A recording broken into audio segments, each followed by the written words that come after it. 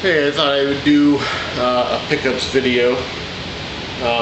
Some of this is actually going back quite a bit because I didn't remember that I had some stuff that I got before I left Tucson. And one of them is I got this power-based converter for $25, and I figured that was a pretty decent price for it. I used to see these a lot more often back in the mid-90s when people were trying to get PlayStations and N64s and stuff. They were a lot more common in my Tucson area, and then they just kind of dropped off the face of the earth. The only thing it's missing is the little the lock that goes on the back, but I never had one that actually had that in my possession. I've seen it, ones that have it, but I've never had one myself. But this was a good deal, and I was happy to pick it up. And also one of the last things I got, actually the last thing I got before I left Tucson, my friend Angelo came over to visit for kind of like to say goodbye and shit, and he gave me this Mad Catz Xbox gun, and now all I need is, well, I need a working Xbox, and I need House of the Dead 3. That would be great. And yeah, this is actually kind of a funny looking toy gun, but I'm sure it does the job. I don't know what this button is at the bottom here. I've never used this before because I don't have my Xbox hooked up, because why bother with it when it doesn't really work all that well. It's right there, I can see it right there in the box, just chilling next to the blue PlayStation box that also was not in the most working of order. I'm going to put this down, and I'm going to show you one of my more recent pickups. I'm sure you all know exactly what this is, and it is the new Slim PlayStation Vita. I'm just going to come around on the other side here real quick and show you like kind of a quick demo of what this is like. It's kind of cool.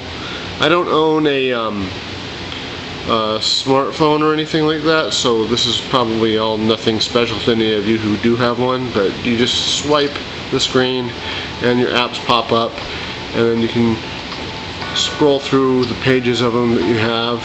Here's all your games, and right here is Lumina's, and you can start it and it'll boot up, and then if you want out, you just push the PlayStation button and it'll bring up the window here for you to wipe out the app. So yeah, there's all kinds of stuff on here that you can do. Go on the web, there's YouTube. This will automatically bring you up into favorites, so that's going to boot up, not favorites but subscriptions. And see over here, you can see some of my subs. I don't know if you can really make any of those out, but yeah, you can just kind of scroll through them with your thumb. Oops, just back out of that. That was a good channel, by the way. It's Simply Retro, and you can see JCAU 99 and Mask Wizard, TB46667, Erica Zabo. Who is this? The He-Man page. James E-Talk runs that He-Man page. Who else is on here? Air Force Shields, my friend Beetlejuice, it's Hector. Brittany Brombacher, blonde nerd. She's funny if you haven't seen any of her shows. Obulus Tubok, he does a lot of reviews for really fucked up sick movies, and he's very funny, and I recommend his channel highly if you're into that type of stuff. Meg Elizabeth Smith with an S. She's a pretty good YouTuber. Good taste in games. They don't completely match mine. Metal Jesus Rocks, TMD121, Say Submit, Angelo Lopes. That's the dude that gave me the gun. Kyriama Sparta, Lockdown. Both of those channels are kind of inactive now. Pete Dorr, Pixel Dan, Laura Shigihara, Crazy Dog 500. He makes masks for Fright Stuff. Red Letter Media, very funny stuff. HH1 Edits or Harry Hanrahan, those are great. I Love Mess, The Gourmet Jean Lajoie, Space Echo, a discontinued channel for Mo Freak Productions. This is not active any longer. And then, you know, there's some Dr. Smooth and Cinemassacre, and yeah, just plenty of subscriptions here. And yeah, there's Boomstick 229. Who else is on here? The Retroholics and Grimsy 42. Yeah, just basically all my subs on YouTube. So consider those shout outs for all 2 of you that are watching this. And I'm going to back out of YouTube real quick.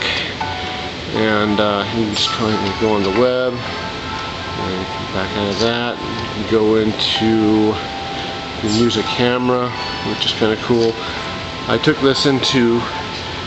it into Value Village, and I recorded basically me walking around with this Vita, and I was looking for games, and I was hoping to find some good ones.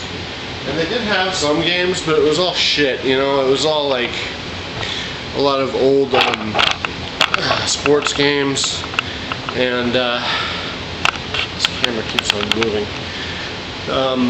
They did have one of the GameCube Godzilla games, but it was like really badly water damaged.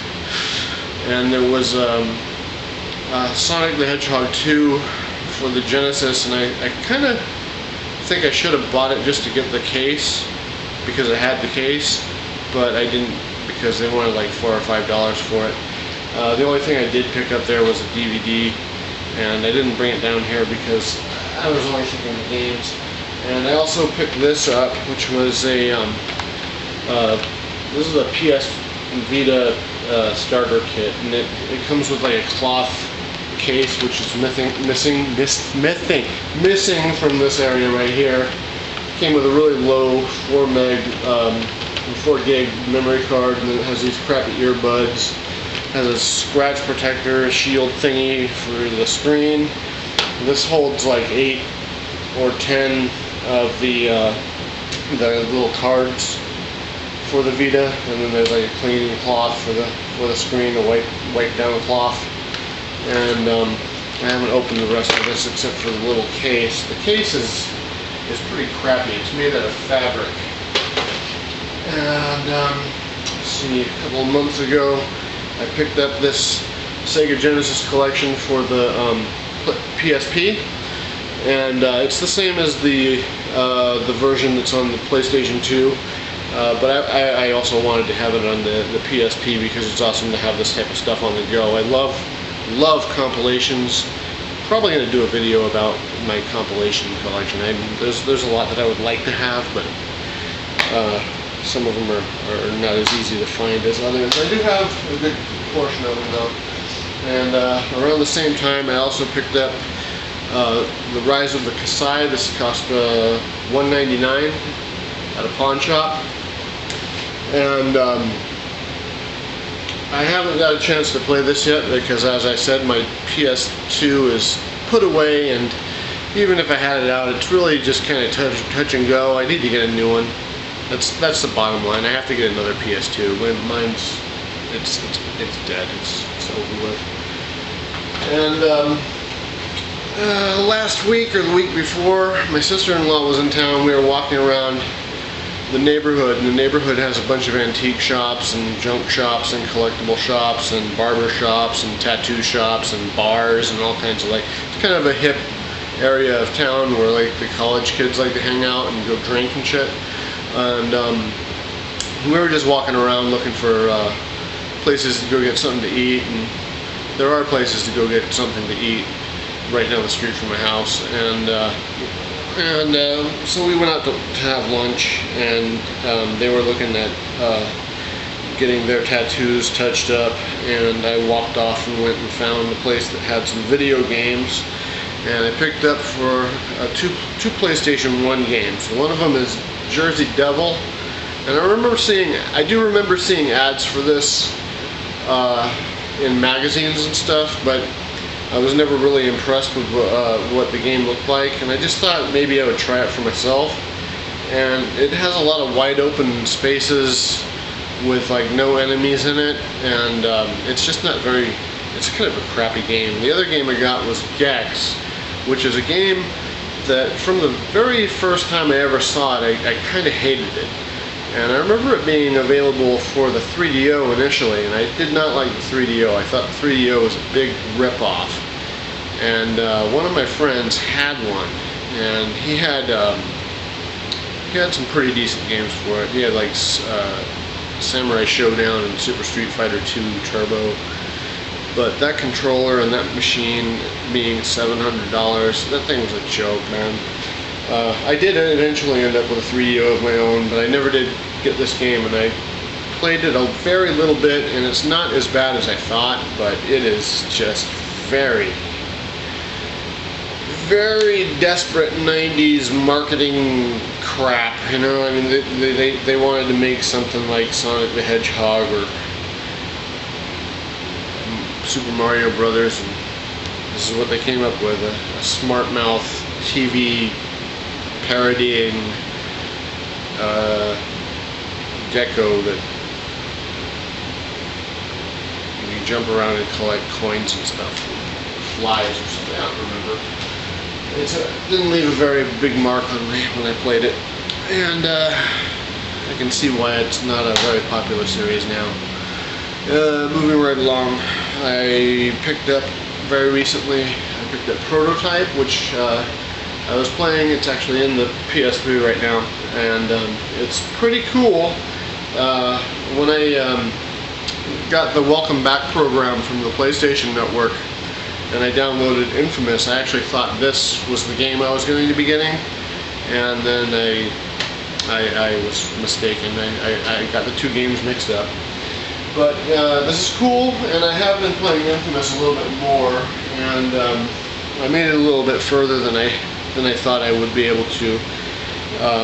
I'm still a little lost as far as the map goes, but if I were able to dedicate a little bit more time to a game of that nature, I would probably be further in the game and be more inclined to play those types of things more often. But I'm not, so time does not allow. And just yesterday I grabbed